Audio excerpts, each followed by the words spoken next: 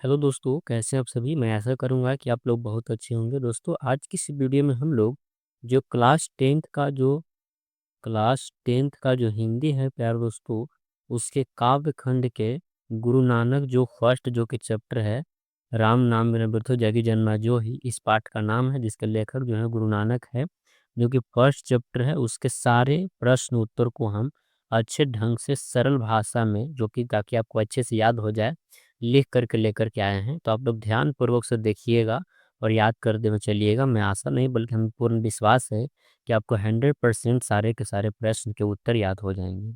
तो चलिए आज की इस वीडियो को शुरू करते हैं। चैनल पर नए हैं तो चैनल को सब्सक्राइब कर लीजिए, और जिनको भी 2026 में मैट्रिक बोर्ड का एग्जाम देना है उनके पास वीडियो को शेयर करिएगा, क्योंकि काव्य खंड का सरल भाषा में आपको लिख करके लाया गया है, जो कि आपको कहीं भी किताब में ऐसा नहीं मिलेगा। चलिए आज का पहला क्वेश्चन देखते हैं और वीडियो की शुरुआत करते हैं। चैनल पर नए हैं तो सब्सक्राइब कर लीजिए।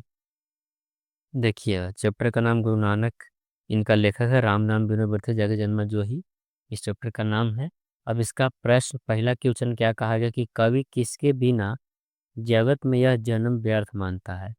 तब इसका जो उत्तर है वो काफ़ी आसान और सरल भाषा में हम लिख करके लाए हैं। तो क्या उत्तर लिखा गया है दोस्तों कि कवि गुरु नानक राम नाम के स्मरण के बिना, अर्थात दोस्तों कि कवि गुरु नानक जी जो हैं वो राम नाम के याद के बिना, स्मरण के बिना जगत में जन्म को व्यर्थ मानता है। अर्थात उसी का जन्म लेना सफल है यहाँ जो हरि के नाम का कीर्तन करता है, जो भी राम नाम जपता है, जो भगवान का नाम लेता है, गुरु नानक के द्वारा उसी का जन्म लेना पृथ्वी पर अच्छा माना गया है। तो आई होप कि आप लोग ये अच्छे से याद हो गया। अब इसमें कोई खास चीज़ है नहीं कि कवि किसके बिना जगत में जन्म लेना व्यर्थ मानता है। तो लिखिए कि कवि गुरु नानक जी जो है और राम नाम के स्मरण के बिना, यदि आप राम नाम का याद नहीं करते हैं, भगवान का नाम नहीं लेते हैं, तो आपका जन्म जो है वो व्यर्थ होता है। ये कवि गुरु नानक के अनुसार कहना है। चलिए अब दूसरा क्वेश्चन देखेंगे दोस्तों। दूसरा क्वेश्चन देखिए क्या कहा गया है। कहता है कि वाणी कब बीस के समान हो जाती है। वाणी जो है यानी आवाज़ जो है, हमारी बोली जो है, वो कब बीस के समान हो जाती है। तो देखिए उत्तर क्या कहा गया है कि जब मनुष्य अपने मुंह से राम नाम नहीं लेता है तो उसका वाणी बीस के समान हो जाता है। यदि कोई भी मनुष्य है जो अपने मुख से यदि राम का नाम नहीं लेता है तो उसकी वाणी बीस के समान है। यहाँ दोस्तों उसकी वाणी बीस के समान है। गुरु नानक के द्वारा कहा गया है कि जो भी मनुष्य राम का नाम नहीं जपता है उसकी जितनी भी आवाज़ बोली जो है, उसकी वाणी जो है वो 20 के समान है। चलिए आगे तीसरा नंबर क्वेश्चन देखिएगा। तीसरा नंबर क्वेश्चन क्या कहा गया है। नाम कीर्तन के आगे कवि किन किन कर्मों की व्यर्थता को सिद्ध करता है। यहाँ दोस्तों नाम कीर्तन के आगे कवि किन किन जो कर्म है उसको काफी बेकार मानते हैं, व्यर्थ सिद्ध करते हैं। तो ध्यान से इसका उत्तर सुनिएगा कि किसके कर्म को व्यर्थ सिद्ध करते हैं। तो उत्तर है दोस्तों कि नाम कीर्तन के आगे कवि पुस्तकों का अध्ययन, संध्या याद गायत्री जो शाम का गायत्री होता है, और शाम का गायत्री, दंड कमंडल ग्रहण करना, जनेऊ जो धारण पहनते हैं, आप लोग देखे होंगे जनेऊ धारण किए हुए, धोती पहनना, तीर्थ यात्रा करना, जटा बढ़ाया हुआ रहता है, बाल बड़े बड़े जटा जो होता है वो बढ़ाना, पगड़ी धारण करना, राख लेपन करना, जो अपने शरीर में भस्म लेपन करता है, राख को लेपन करता है, और वस्त्र का त्याग करना आदि सभी कर्मों को कवि बेकार मानते हैं।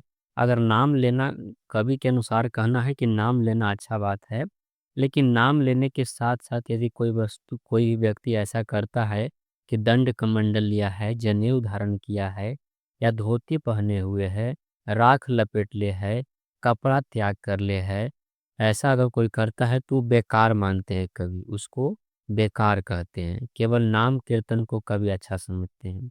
आपको केवल भगवान का नाम लेना है, उनके लिए ना तो तीर्थ यात्रा करना है, जटा बढ़ाना है, ना ही पगड़ी धारण करना है, नहीं राख लपेटना है, नहीं वस्त्र का त्याग करना है, ऐसा नहीं करना है।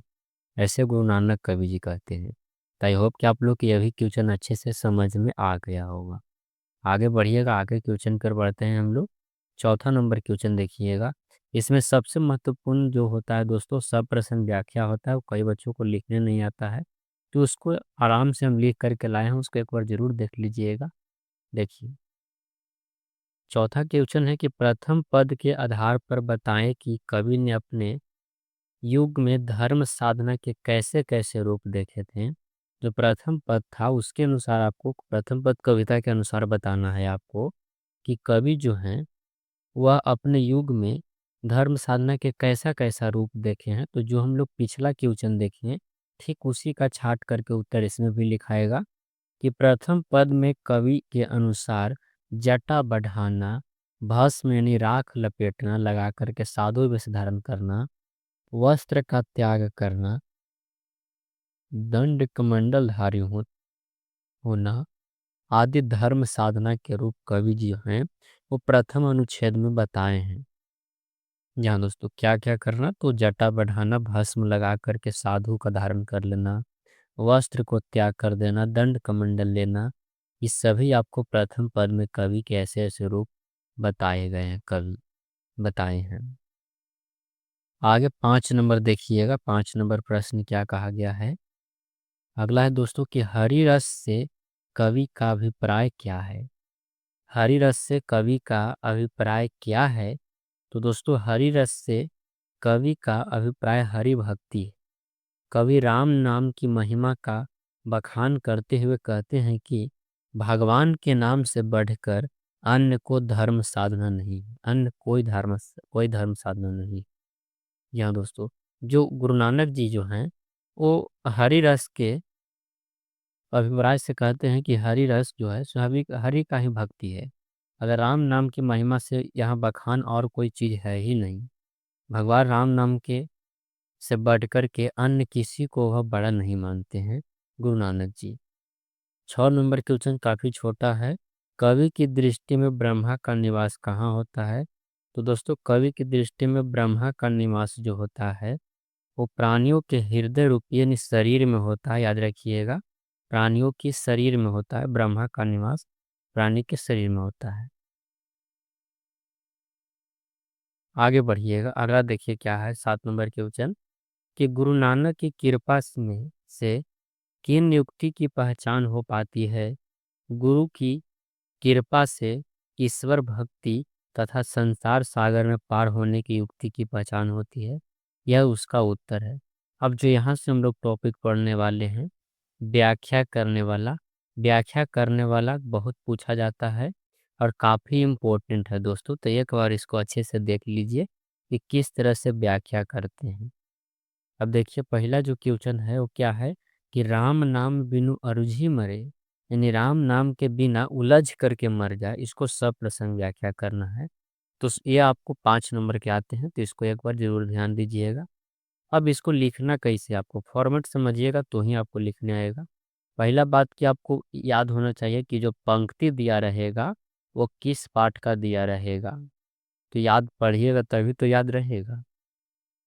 कहा कि प्रस्तुत पंक्ति गुरु नानक रचित कविता राम नाम बिनु बिरथी जगी जन्मा पद से लिया गया है। इस पंक्ति के माध्यम से कवि कहना चाहते हैं कि जो व्यक्ति राम नाम का स्मरण यानी राम नाम को याद नहीं करता है, राम नाम का स्मरण करता है, वह इस संसार को सरलता से आसानी से पार कर जाता है। और जो व्यक्ति राम नाम का स्मरण नहीं करता है, राम नाम नहीं लेता है, तो वह इस संसार में उलझ करके मर जाता है। ये इसका इतना आप यदि लिखते हैं तो आपके 5 नंबर फिक्स दे दिए जाएंगे, कोई भी कटौती आपको 5 नंबर में से नहीं होने वाला है।